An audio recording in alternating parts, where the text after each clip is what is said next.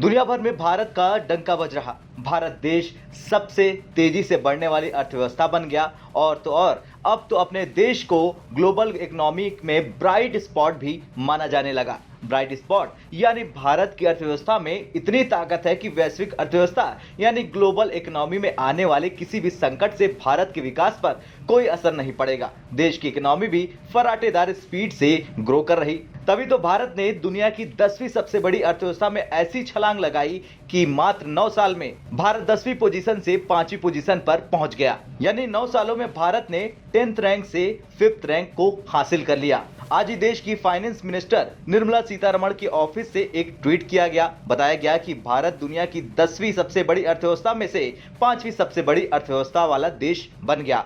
भारत को अब global economy में ब्राइट स्पॉट कहा जा रहा है। अब जीडीपी की बात हो रही तो भारत की जीडीपी कितनी है और बीते 5 सालों में इसका प्रदर्शन कैसा रहा, ये जान लेते हैं। बीते फाइनेंशियल ईयर यानी 2022 में भारत का सकल घरेलू उत्पाद यानी जीडीपी पहली बार 3.5 ट्रिलियन डॉलर यानी 3.50 लाख करोड़ डॉलर या आसान भाषा में समझिए तो 288 लाख करोड़ रुपए से पार हो गया।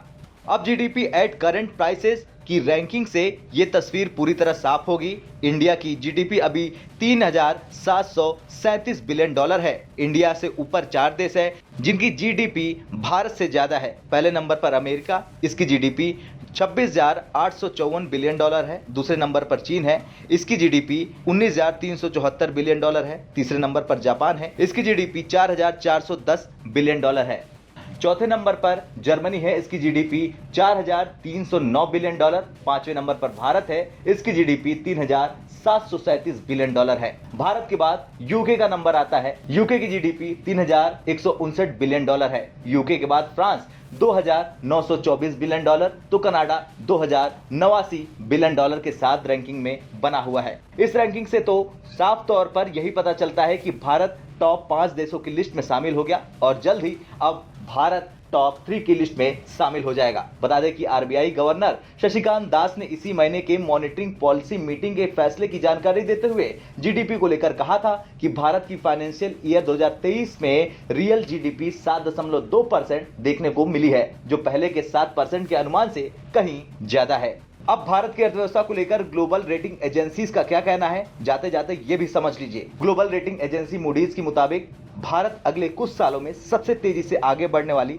G20 अर्थव्यवस्था होगी, लेकिन इसके लिए कुछ सुधारों की जरूरत भी होगी। मूडीज ने अपने रिसर्च में बताया कि ब्यूरोक्रेसी अलग अलग लाइसेंस लेने और बिजनेस स्थापित करने की प्रक्रिया धीमी कर सकती है। इस वजह से परियोजना की अवधि और लागत दोनों बढ़ सकती है और तो और निर्णय लेने में लेट लतीफी की वजह से भारत में प्रत्यक्ष विदेश निवेश यानी FDI की रफ्तार भी धीमी पड़ सकती है। तो वहीं वर्ल्ड बैंक ने माना कि 2021 में भारतीय जीडीपी 3.18 लाख करोड़ डॉलर यानी 263.50 लाख करोड़ रुपए थी, लेकिन इसमें आने वाले समय में बढ़ोतरी देखी जा रही। अब आपको क्या लगता है भारत की तरक्की पर कमेंट कर जरूर बताएं।